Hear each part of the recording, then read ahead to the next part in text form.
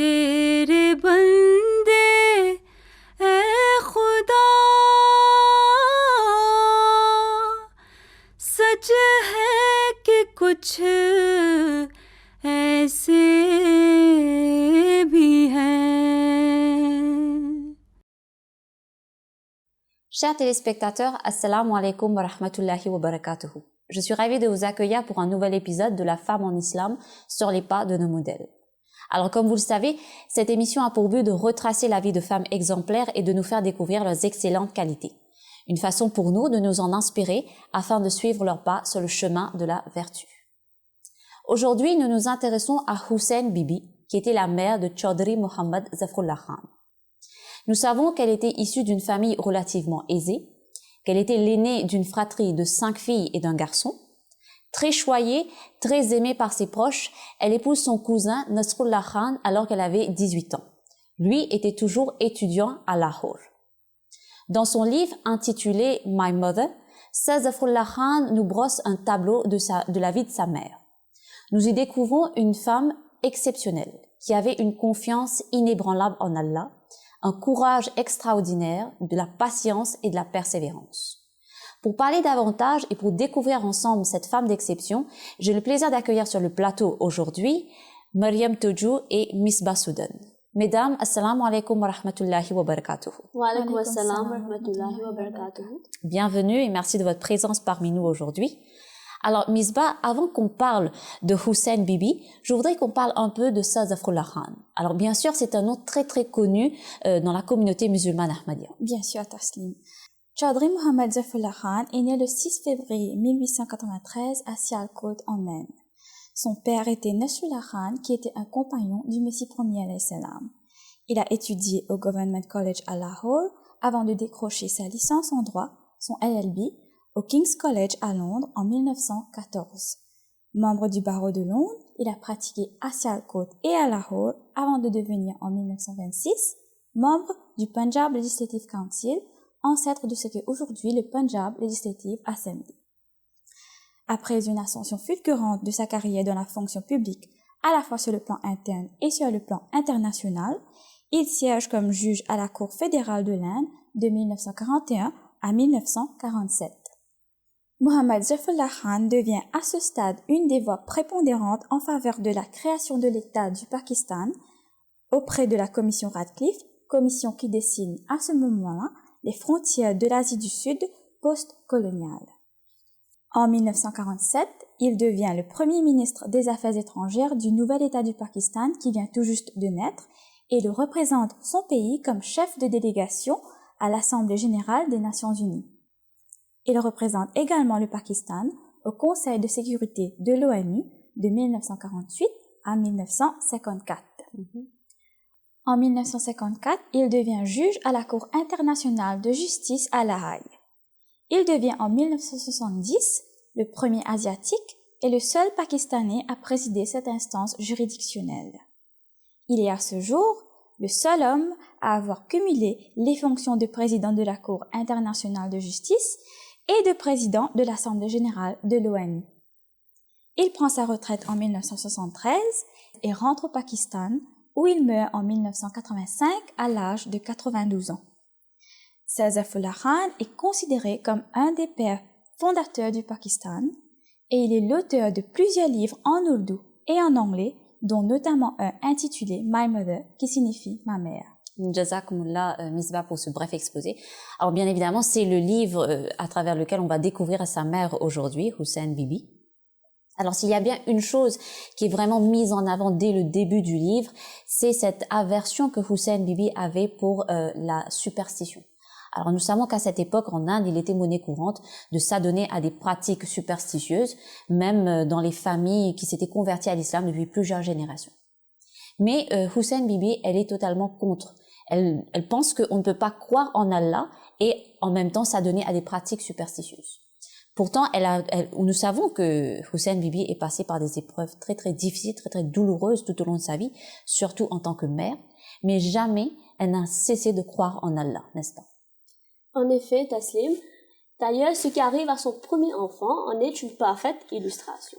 C'était quand Hussein Bibi donne naissance à son fils Zafar. Il devient la prunelle de ses yeux. Son époux étant absent pour ses études à Lahore, alors elle décide de visiter ses parents pour quelques jours dans un village nommé Data Zaidka.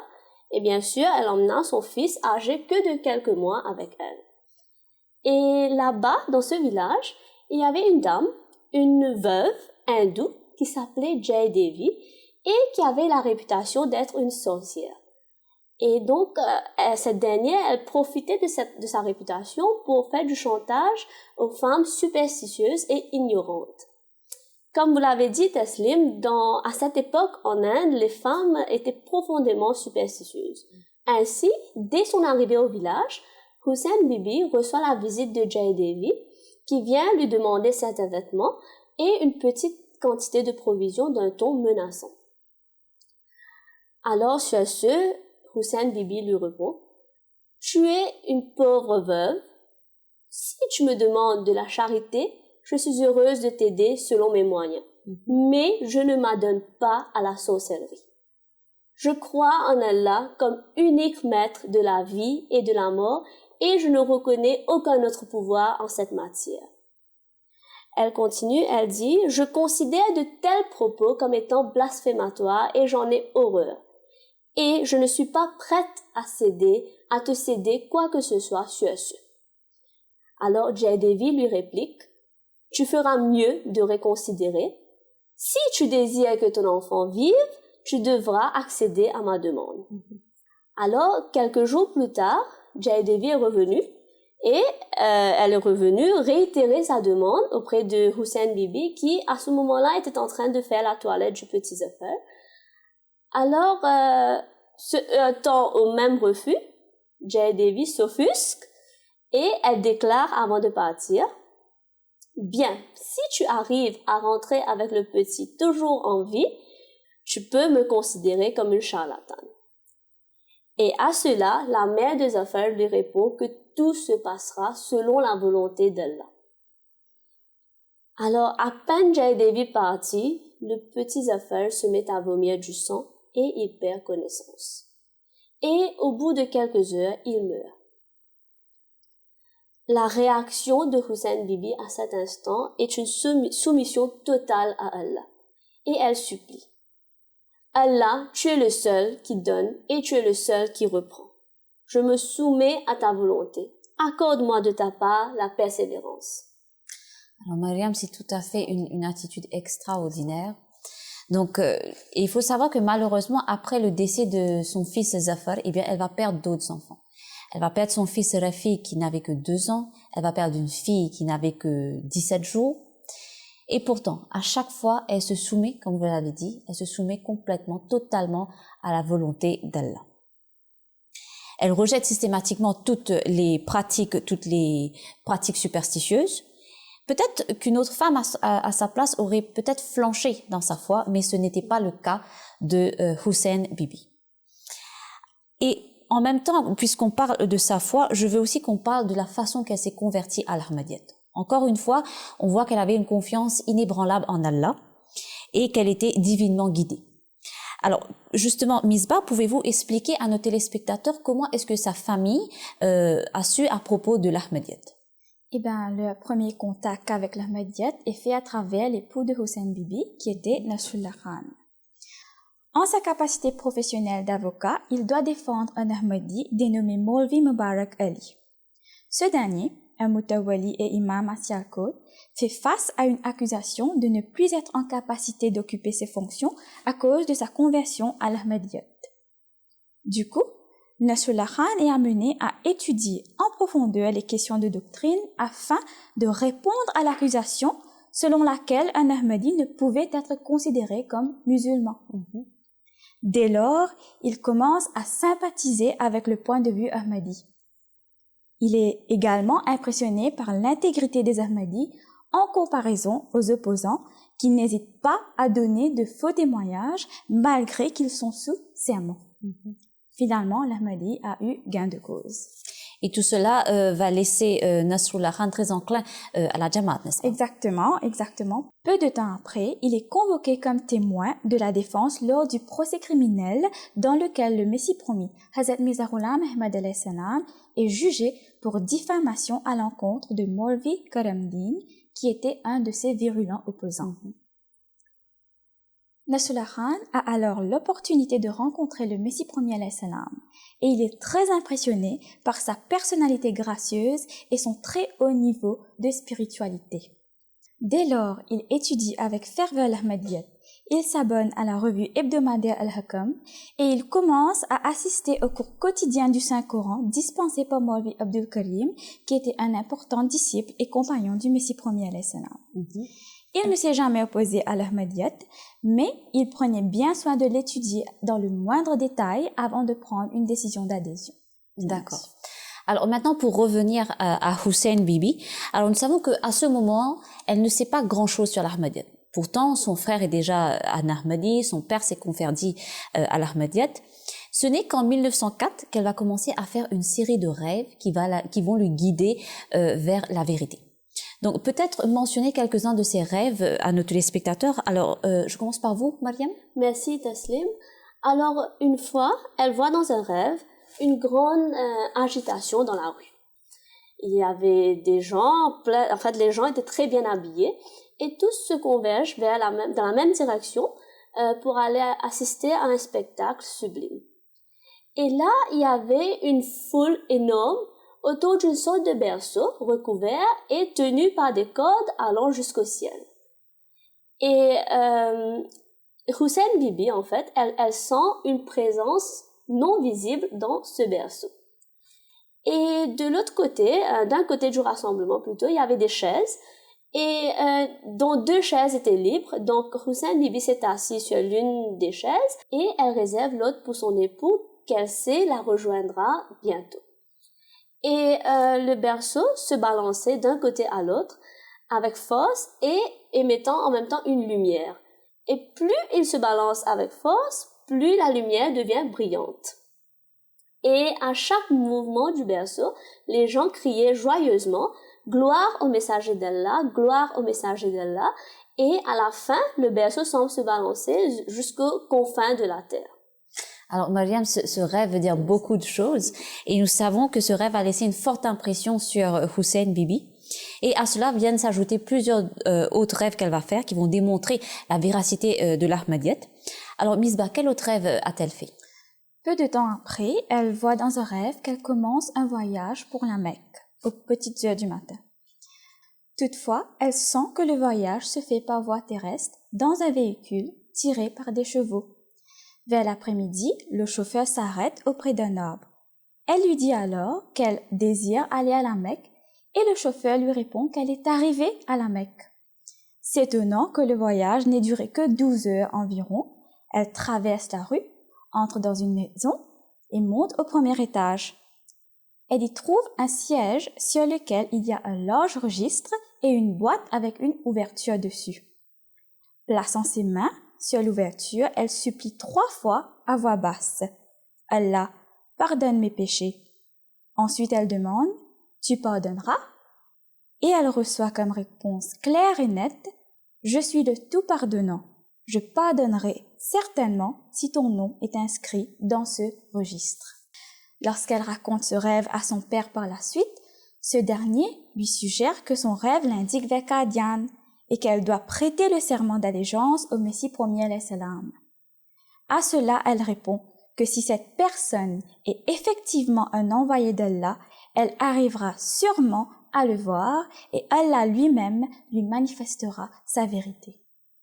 Alors encore une fois, nous retrouvons cette confiance absolue qu'elle avait en Allah. Elle sait très bien, elle est persuadée que si Hazrat Mirza Ghulam Ahmad alayhi salam est bien le messager d'Allah, eh bien elle va le voir. Elle va le voir sûrement dans un rêve et c'est exactement ce qui se produit, Mariam, n'est-ce pas? Oui, Taslim. Et dans ce rêve, elle voit une lumière émanant d'une chambre dans laquelle elle n'a aucun souvenir en fait d'allumer une lampe quelconque. Alors, en entrant dans cette chambre très illuminée, elle voit un personnage vénérable assis sur un fauteuil et écrivant dans un carnet. En l'apercevant, le personnage s'apprête à partir et donc elle le supplie de rester un petit peu plus longtemps et elle lui demande « Sire, si quiconque me demande qui est-ce que j'ai vu, que dois-je dire ?» Alors il répond « Si quiconque te demande, dis que tu as rencontré Ahmed. » En entendant ce rêve, son époux Nasrullah Khan lui suggère que peut-être c'est le saint prophète Mohammed sallallahu alayhi wa sallam qu'elle a vu dans ce rêve, car Ahmed était également le nom du prophète.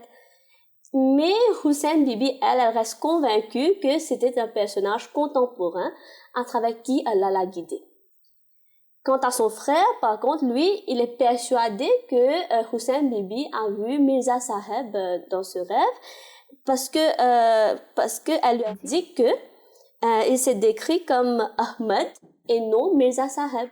Et c'est là qu'elle apprend en fait à travers son frère que le nom de Mirza Saheb est Ghulam Ahmed. Alors, elle lui dit que son frère lui dit qu'elle est sur la bonne voie et qu'elle doit continuer de supplier Allah afin que la vérité lui soit rendue manifeste. Par la suite, en apprenant la nouvelle que le Messie premier alayhi salam rendra visite à Sialkot, Hussein Bibi revoit dans un rêve le même personnage, le même vénérable personnage dont elle a rêvé précédemment. Et maintenant, dans ce rêve, il lui demande si elle croit désormais, et elle dit « Gloire à Allah, je crois ». Alors, le problème maintenant, c'est qu'elle a vu le Messie premier alayhi salam en rêve, mais elle ne l'a jamais vu en réalité. Donc, quand elle va savoir que le Messie premier alayhi salam vient à Sialkot, elle demande la permission à Nasrullah Khan de s'y rendre pour le rencontrer. Et bien sûr, il accepte, mais il lui dit de ne pas prendre aucun engagement, de ne pas prendre aucune décision à la hâte. Mais Hussein Bibi, elle pense que si jamais elle y va et elle voit que c'est bien le Messie premier alayhi salam qu'elle a vu en rêve, eh bien, elle ne pourra pas ne rien faire. Il faudra agir en fonction. Donc, nous avons un dilemme. D'un côté, elle a cette permission de partir voir le Messie premier alayhi salam, mais il ne faut pas prendre aucun engagement. Donc, finalement, qu'est-ce qui va se passer, Misbah, lorsqu'elle va rencontrer le Messie premier alayhi salam? Donc, bien sûr, une fois en avoir parlé à son époux, Hussein Bibi est allée le jour même à la rencontre de Mirza Ghulam Ahmed alayhi salam. Aussitôt, elle identifie la maison comme étant celle qu'elle a vue en rêve. Elle accède au premier étage et demande à l'épouse du Messie premier alayhi salam d'organiser une rencontre avec ce dernier. Hazrat Mirza Ghulam Ahmed alayhi salam accepte de la voir en présence de son épouse ainsi que du jeune Zafrullah Khan qui a alors 12 ans. Dès que Hussein Bibi l'aperçoit, son visage s'illumine et elle demande de prêter le serment d'allégeance, la baya. Le Messie premier alayhi salam lui demande alors de répéter après lui et énonce phrase par phrase les termes de la baya. À la fin, il dirige une prière silencieuse à laquelle les femmes de sa famille, Hussein Bibi et Zafrullah, participent avant qu'ils partent pour la mosquée. Dès lors, Hussein Bibi établit une amitié avec Hazrat Amma Jan Raziyallahu anha, relation qui va durer pendant toute sa vie. Il faut savoir qu'elle n'a jamais revu le Messie premier alayhi salam par la suite, mais sa foi et sa fidélité envers le mouvement n'ont jamais fléchi. Désormais, son âme est en paix, car elle sent vraiment qu'après toutes ses supplications, Allah l'a clairement guidée sur le droit chemin. Mashallah. Alors, nous voyons bien sûr qu'elle est fidèle à sa parole, fidèle à ses convictions. Elle accepte la vérité que Allah Ta'ala lui a montrée à travers ses rêves, malgré que le fait que son époux lui ait dit de ne prendre aucun engagement.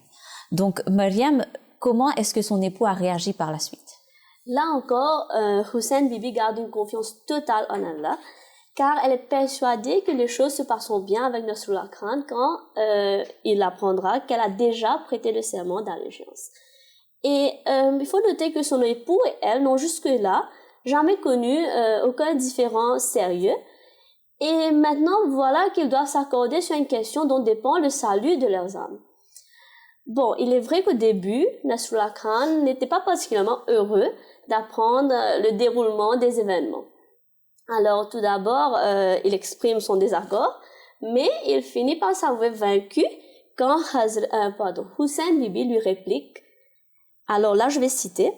Elle dit « Allah, de par sa grâce, m'a montré la lumière alors que tu es toujours dans l'obscurité. » Ainsi, suite à plusieurs réunions de clarification avec Hazrat Maulvi Hakim Nuruddin, Nasrullah Khan finit par prendre le bayat après quelques jours. Alors, et le fait qu'il prête le serment d'allégeance quelques jours après son épouse, cela montre encore une fois que ce rêve qu'elle avait fait lorsque elle s'assied et elle réserve un siège pour son époux va se réaliser. Et on voit encore une fois que c'est une femme qui est divinement guidée parce qu'elle l'avait déjà vu dans son rêve. Et aussi, la réalisation de ses rêves, eh bien, c'est quelque chose elle en sera témoin tout au long de sa vie. Alors, jusqu'à présent, mesdames, nous avons parlé de sa patience, nous avons parlé de sa foi, nous avons parlé de cette grande confiance absolue en Allah. Mais nous savons aussi que Hussein Bibi, eh bien, c'est une femme qui avait une noblesse de caractère, qui était très, très humble. Et par conséquent, elle avait beaucoup de compassion pour les autres. On doit dire que c'était une compassion sans frontières, Misbah, n'est-ce pas? Oui, pour illustrer cette compassion, on peut citer l'exemple d'un moullah qui faisait constamment opposition à l'Ahmadiyyat dans le quartier où elle vivait. Il faisait de son devoir de dénigrer l'Ahmadiyyat, ses doctrines et ses enseignements. Un jour, l'intendant de famille trouve Hussein Bibi en train de confectionner des habits pour enfants. En apprenant qu'elle le fait à l'intention des petits-enfants du moullah, il lui demande si elle est consciente que le moullah est leur ennemi. À cela, elle répond « Dieu est mon ami et je n'ai aucun ennemi. Comment puis-je tolérer que ces pauvres enfants se promènent à moitié nus dans leur haillons délabrés? Quand les vêtements seront prêts, tu vas les livrer au moullah. Mais tu t'y rendras la nuit afin que le moullah n'ait pas honte d'accepter de la charité de nous. » Alors c'est tout simplement exceptionnel. Nous voyons, comme que je viens de dire, une compassion sans frontières. Mais nous voyons qu'elle se soucie également des sentiments de tous, n'est-ce pas? Tout à fait. Et en deuxième lieu, je vais mentionner une anecdote qui a eu lieu en 1938, soit environ un mois avant sa mort. Elle se trouve non loin de sa maison à Qadian lorsqu'elle aperçoit une femme en détresse assise dans la rue avec 2 filles à ses côtés en train de l'aider. En s'approchant d'elle, elle réalise qu'elle a un clou enfoui dans son pied et en souffre terriblement. Malgré la réticence de la blessée, Hussein Bibi enlève le clou. Elle invite la femme à venir chez elle afin de panser la blessure, mais la femme, soulagée, insiste à rentrer chez elle. Mais craignant une infection, Hussein Bibi passe alors sa soirée à prier pour elle. Alors, Jazakumullah Misbah pour toutes ces anecdotes. Alors, on sait que Hussein Bibi, eh bien, elle meurt à Qadian le 15 mai 1938 suite à une maladie. Alors, et nous savons que sur sa pierre tombale, eh bien, c'est le Muslim Maud, le 2e calife du mouvement Ahmadiyya, Hazrat Mirza Bashiruddin Mahmoud Ahmad, qui lui écrit un poème. Alors, je cite: l'épouse de Chaudhry Nasrullah Khan, mère de Chaudhry Zafrullah Khan, était récipiendaire de vrais rêves et visions. À travers ses rêves, elle a vu l'identité du Messie promis alayhi salam et a prêté le serment d'allégeance avant son époux. Et à travers ses rêves, elle a été justement guidée sur la question du khilafat et a pris la bête avant son époux. Elle gardait jalousement sa foi et n'avait de crainte à soutenir la vérité. Elle était très engagée envers les nécessiteux et mena une vie simple. Elle était une épouse vertueuse et une mère affectueuse. Qu'Allah leur accorde ses bénédictions à elle et à son époux, qui était un membre respectueux et sincère de la communauté, leur accorde un statut proche de lui et veille sur leur progéniture. Amin. Fin de citation. Alors voilà, mesdames, nous sommes déjà arrivés à la fin de notre émission. Je vous remercie pour votre présence et je vous remercie pour toutes vos anecdotes grâce auxquelles nous avons pu découvrir une femme exceptionnelle. Chers téléspectateurs, je vous remercie pour votre fidélité et je vous dis à très bientôt pour un nouvel épisode de votre émission La femme en islam sur les pas de nos modèles. Sur ce, assalamu alaikum wa rahmatullahi wa barakatuhu. वो भी है कुछ जो कि तेरे इश्क से मखमूर है दुनियावी आलाइशों से पाक है और दूर है तेरे बंदे ऐ खुदा सच है कि कुछ ऐसे भी है